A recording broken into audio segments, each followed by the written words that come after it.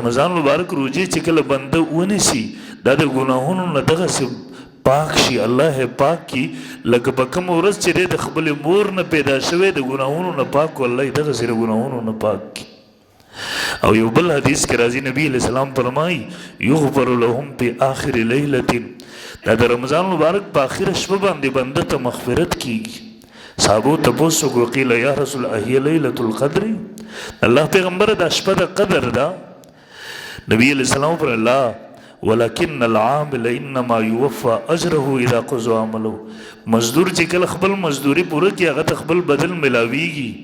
الله د طرف نه روزې پرز شوي وي دی هغه میاشت روزې پرز کړلې اوس د الله د طرف نه عوض ملاویږي، مزدوري ملاویږي، او هغه مزدوري یو صورت دا ده چې الله د دې بنده ګناهونه معاف کړي. نو دویمه فایده دا شوله چې الله رب ذوالجلال د انسان ګناهونه په دا روزو سره معاف کړي. علما یو مثال ورکوي، یو سړی که ډېر بخیله وي انسان د ده په دروازه راشي د پوره یوه میاشت وټکوي بالاخر به ورته همدې راوځي هغه د ضرورت به پوره کړي. نو مونږ که د الله دروازه پوره یوه میاشت وټکو د هغه نه ګناهونو مغفرت وغواړو، بخښنه وغواړو، خپل ځان ور باندې معاف کوو، هغه خو ډېر کریم ذات دی، خو ډېر غفور او رحیم ذات دی. د هغه الله رب ذوالجلال چې یو دنیا یو بخیل سړي نه ته څه وغواړي یوه میاشت به دروازې ودرېږي هغه به یې تا ته درکړي. نو د رب ذوالجلال مغفرت د هغه انعامات د هغه کرم د هغه سخا د هغې خو څه انتها نشته دی. که دا یوه میاشت هم دغسې لوږه تند هغه ته کېره کړي د هغه په حکم باندې دروازې ټکې د هغه رب نه چې څه غواړې خامخا به درته درکړي. او دریم نمبر روزهدار ته الله رب ذوالجلال په خپله باندې اجر ورکوي. حدیث کې راځي د هر عمل بدل انسان ته د لسو نه تر اویاو پورې تر 200 پورې دوچند کېږي هغه د اخلاص سره تعلق ساتي. لیکن حدیث کې راځي الا الصوم مگر روزه فانه لی وانا اجزی به، دا روزه زما دپاره ده. الله فرمایي د دې بدل به زه په خپل باندې ورکوم. د هر چا بدل او انعام د هغه شان مطابق. چېرته صدر وزیر اعظم گورنر بدل ورکوي هغه د هغه د شان سره تعلق ساتي. لیکن رب ذوالجلال فرمایي دا روزه زما دپاره ده، د دې بدل به زه بدن ته په خپل باندې ورکوم. او نبی علیہ السلام به وفرمایل ویل الله فرمایي دی بنده زما دپاره خپل خوراک او شهوتونه من اجلي زما د وجې نه پرېښي. نو الله فرمایي چې زما دپاره د هر څه پرېښي بدل به ورته به زه ورکوم. نو چې کله د الله د طرف نه بنده ته د دې بدل ملاویږي او په خپل رب ذوالجلال ورکوي بیا به د هغه د کرم د هغه د انعاماتو د ورکړې څه حالات وي. څلورم نمبر علما فرمایي دا روزه د بنده لپاره شفاعت کوي، سفارش ذریعه ګرځېږي. یو حدیث کې راځي دا روزه او قرآن د ورځې انسان روزه ونیسي د شپې په منځ کې انسان قرآن مجید ولولي د هغې تلاوت وکړي الصیام والقرآن یشفعان للعبد یوم القیامه، دا دواړه به د بنده لپاره سفارش کوي. یقول الصیام ای ربي، دا روزه به ای ربه ما د ورځې د خوراک او د شهواتو نه منع کړی په شفعنی بي زما سفارش قبول کړه د مبارک. او دغه به قرآن هم وایي یا الله ما د ورځې د په تراویح کې قرآن اورېدلو قرآن ویلو ما د خوب نه منع کړی په شفع نبي زما سفارش قبول کا. حدیث کې راځي د دواړو سفارش به قبول شي الله به قبول کړي. نو څلورم دا روزه به د بنده لپاره د قیامت په ورځ د جهنم د اور نه سفارش کوي او د قرآن او د روزې د دواړو سفارش به قبلېږي. الله رب ذوالجلال به د دې سفارش قبلوي. پنځم نمبر د دې روزې په ذریعې سره الله رب ذوالجلال بنده ته د جهنم د اور نه نجات ورکوي. دا روزه د بنده لپاره د جهنم د اور نه ډال ګرځېږي. د دې په ذریعې سره بنده هغه د جهنم د اور نه ورته خلاصۍ میلاویږي.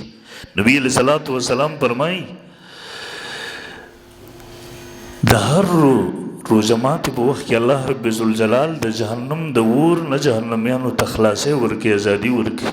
لله عند كل فطر وتقاء من النار. د روزه ماتې په وخت کې الله ډېر خلک د جهنم د اور نه ازادي. یو بل مختلف قسمه روایت پکې راغلي. یو حدیث کې راځي د هر روزه ماتې په وخت کې 10 لاک خلک الله د جهنم د اور نه ازادي ورته ورکوي. جهنم ورته واجب شوی و الله د جهنم د لیسټونو نه دغه سړي نوم وویستلو دا په جنتیانو په لیست کې شامل شو. او په دا اخره ورځ باندې چې څومره په دا ټوله روزه کې آزاد شوي وو دا ټول راجمع کې هم دغه عمره مقدار سره په اخره کې آزاد شي، یعنی 30 لاکھ کسان په اخره روزه باندې الله آزاد کړي. نو که زه روزه نیسم زه به د الله نه امید دغه ساتم بلکې یقین به ساتم، ځکه د هغه خپل پیغمبر په خوله باندې موږ سره وعده کړې ده چې د دغه روژه ماتې په وخت کې الله دغه روژهدار ته د جهنم د اور نه ازادي ورکړي. نو موږ به امید ساتو چې په دغه روژې سره الله رب ذوالجلال د جهنم د اور نه موږ ته ازادي راکړي. او شپږم نمبر فایدې دا ده، علما فرمایي په دا روژې سره انسان د جهنم د اور نه لرې کیږي او یا کالو فاصلې هم له لرېوالی د جهنم نه راځي. نبی علیہ السلام وفرمیل من صام یوما فی سبیل الله بعد الله وجهه عن النار 70 خریفا.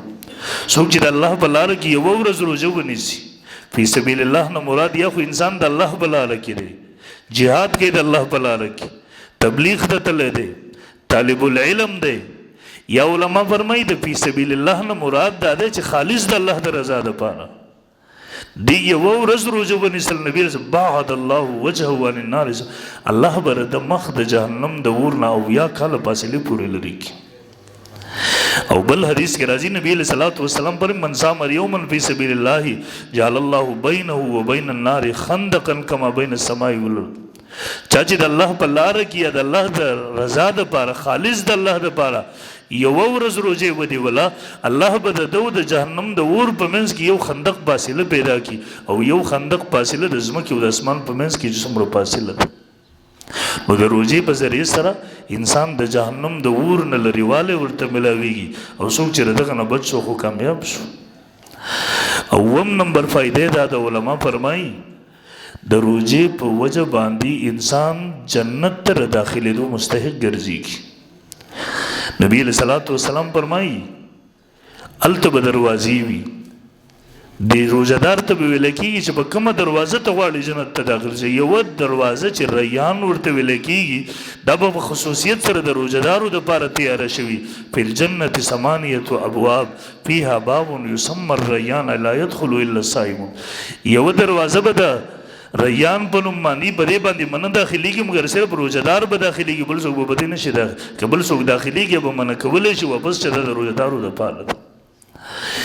او اتمه فایدې دا ده دا روژهدار به د قیامت په ورځ د دې حشر به د صدیقینو او د شهداو سره کېږي. یو صحابي د عمرو بن مره الجوهني رضی الله تعالی نبی علیہ السلام ته یو کس راغی، د الله پیغمبر که زه دا عمل وکم ماته به څه بدل ملاویږي، زه دا عمل وکم ماته یو عمل یې وایو. اخره کې ورته وایي د الله پیغمبر که زه روژې ونیسم او زه تراویح وکم، دا تراویح لمونځ وکم، قیام رمضان وکم، نو فممن انا د الله پیغمبر زه به د چا نه یم؟ نبی علیہ السلام جواب ورکو من الصدیقین و الشهداء، تبر صدیقین و د شهداو نه الله بستا اثر د صدیقین و شهداو سره. دا د روژې خاصیت. او نهم نمبر په دې روژې سره د انسان د معده تشه شي، نو د دې معدې د وجې نه د انسان په دا خوله باندې یو بوی راځي.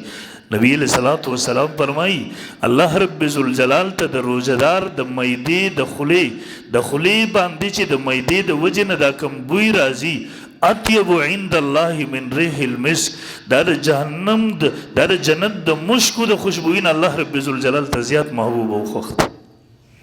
دا د رمضان مبارک په روژو سره. او امام ابو حاتم رحمه الله فرمایي وایي د قیامت په ورځ به د روژهدارو تمیز او پهچان دا د خولې د دغه بدبویي نه کېږي چې دا په روژه کې دیو وږي شوي وو، معدې تشې شوي وې د الله د یرې نه د الله د حکم د وجې نه، هغه کومه بدبویي د معدې د وجې نه راتلل دا به هلته مشک خوشبویي کوي، روژهدار به د دې د وجې نه پېژندلی شي.